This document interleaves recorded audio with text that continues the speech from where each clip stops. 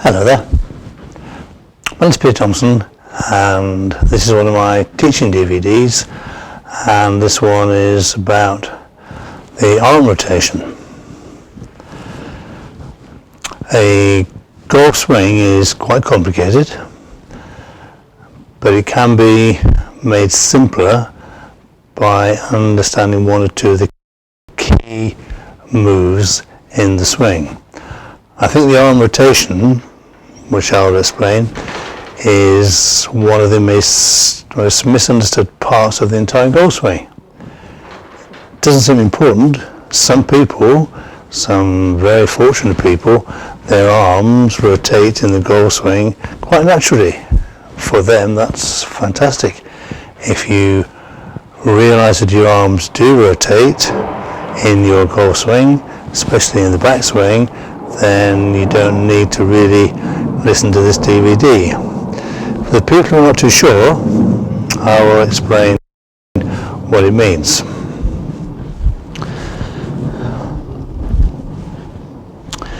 Most things in the swing only happen correctly or reasonably correctly if the starting position is good. For example, this is the arm rotation, and if I address the ball with my arms in the wrong place, then the arm rotation simply will not function correctly. My lessons are based on the stance and the grip being 75% of the shot, the first part of the backswing being another 10% of the shot, that's 85%, and the top of the backswing a further 10%, 95%, and then the shot becomes easier. It's not guaranteed, no guarantees in golf at all, but the shot becomes easier. So we would assume that you've watched my DVDs on gripping, standing, posture, aiming, etc., and you're fairly happy that your stance is okay. Part of the backswing is the shoulders turn round. Another part of the backswing is that your arms move away from you. Some people don't quite understand that. If I show you a very, very simple test, the distance from my body to the butt of the club is about that long, maybe 6 inches, 7 inches. If I then turn round and push my arms away, well, the distance now from the butt of the club to my body has greatly increased. The reason being, your arms are moving away from you. Away from you.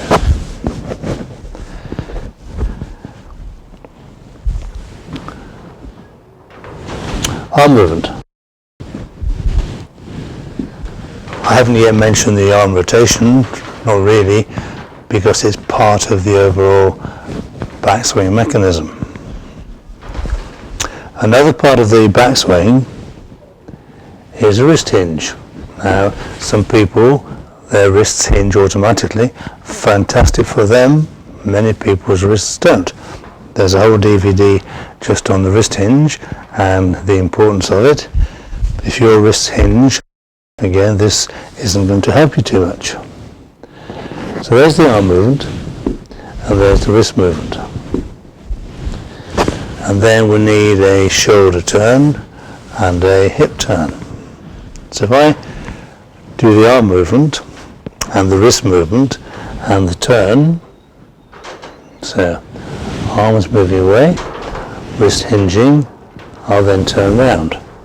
Well, look where the club is. The club is now pointing over there. This is where the arm rotation needs to be happening.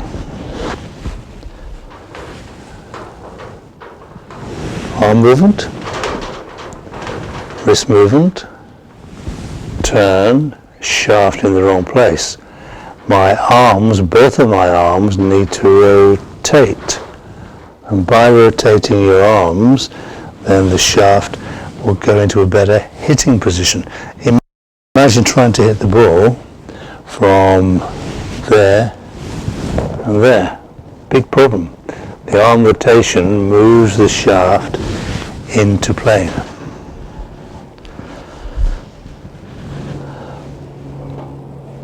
One of the best golfers in the world is the Italian Molinari, and he won the Open this year, and he won 5 points out of 5 in the Ryder Cup.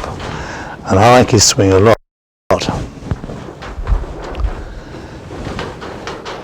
In the new Golf World, which I take every month, there's photographs of his swing, and what you'll see in the swing is that when the shaft is parallel to the ground, then the shaft is also parallel to the target line, and the toe of the club is in the air.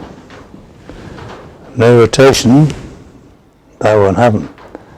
The rotation does that.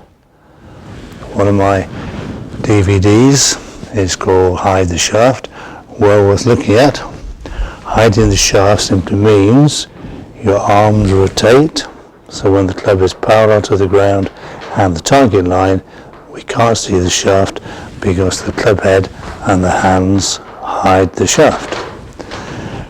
No arm rotation, that won't happen. No arm rotation,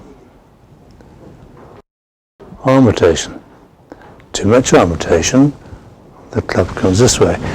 As in most things in a golf swing, it is very easy to do too much of one thing.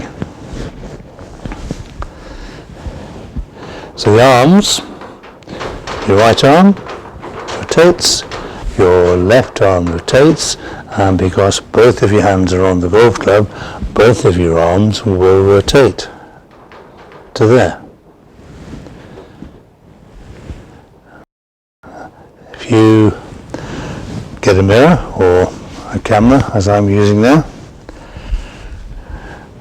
look at the club head after you've addressed the ball, then look at the club head whilst you're going back, and when the club is parallel to the ground and the target line, the toe should be in the air. That happens partly because of your arm rotation. From this angle, back of my left hand is pointing sort of over that way. Well, now it's pointing more or less towards the camera because my arms have rotated. It's part of the swing. The arms rotate. That will get the golf club, the shaft, in a much better hitting position going back, making the downswing far, far easier. Many of my pupils ask me about the right elbow and where should it point. Well, if you look at the best golfers, at the top of the swing, the right elbow is going to point probably somewhere just behind the right heel. So you could attempt to do that, but I don't teach that at all. I've never tried to get people to point their right elbow just behind their right heel of the backswing because there's no need to.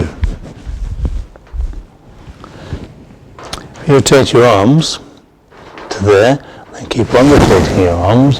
The arm rotation folds the right elbow down. It didn't say in, it folds it down. Rotation, rotation.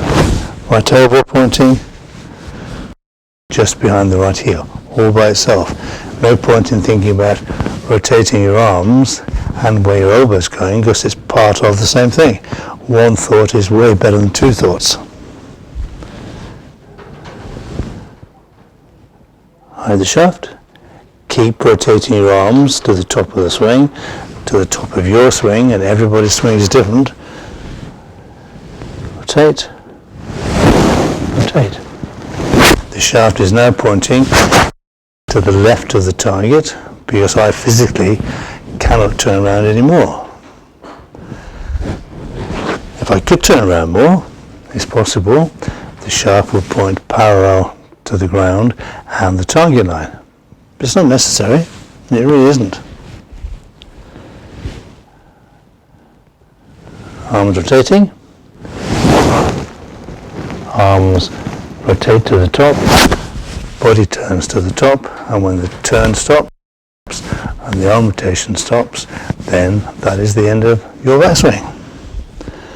And we're all different.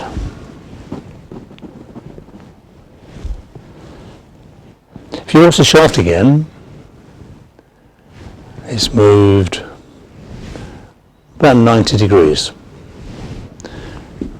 Wrist hinging, club moves about 90 degrees, arms lifting. So to get the shaft now, which is at right angles more or less to me, to point there, my arms have to rotate. It's about 90 degrees, about. Hinge, lift, rotate, turn. You will see quite often when the club is halfway back, the toe of the club is this side of the heel, or the face is pointing down. Well, that's not right or wrong. What it means is the person who's done that, they haven't rotated their arms quite enough. They then have to rotate their arms in the second part of the swing. I like to see a swing where everything is moving correctly from the word go to the top of the swing, so there's no adjustments required. If you've seen my other DVDs, you'll have seen me use this little stick quite often. It has no loft at all. It's an old wooden head. I shave the face down, put a stick in at right angles to the face, so there's no distortion by the loft angle in this demonstration.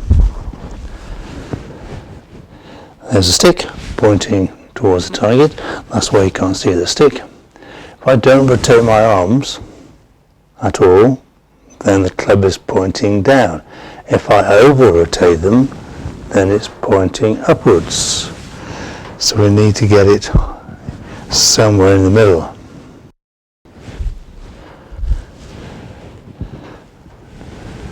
Which is there.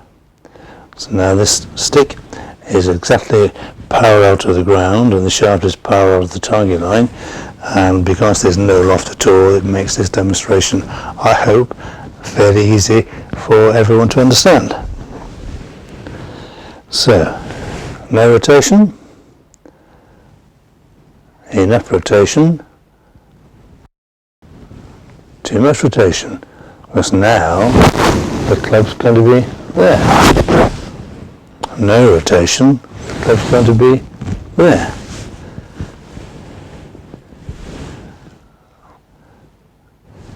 Head, hands in line, no loft to the club, club parallel to the ground. I've had this for 30 years, probably even 40 years now, and it works extremely well.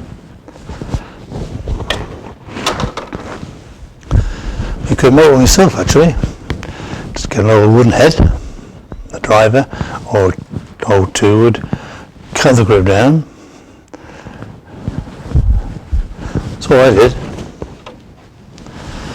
Cut the shaft down, so the club's about 12 inches long. File the face down, so no loft at all. Then just get a stick, put a hole in the middle of the face, and then put the stick into the face.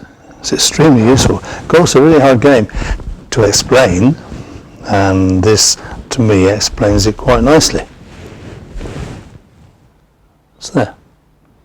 And now winter's coming along, you could practice with this little stick or a full length one indoors, out of the wind, out of the rain. Use a mirror or a camera arm rotation, part of the swing. If you know your arms do rotate, then you don't need to think about it at all. Many golfers go back to there. They think the face is closed, but the face isn't closed, because if I come back down to the ball, it's in the same place. I don't like that action. I like that action. So both of your arms, right arm, left arm, are rotating this way.